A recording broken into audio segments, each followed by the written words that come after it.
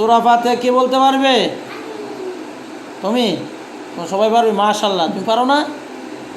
সমস্যা নাই, শিখবে। হ্যাঁ, সবাই হাত নামাও। তোমার নাম কি? হ্যাঁ, দাঁড়াও।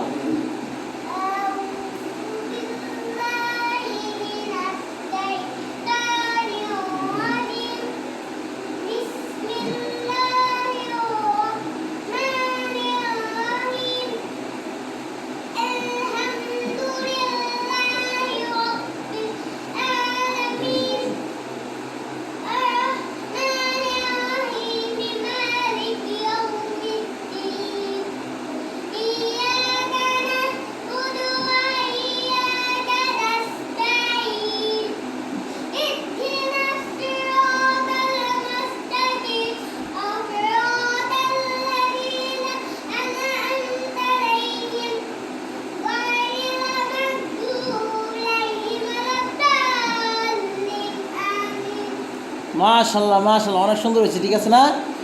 মাশাআল্লাহ।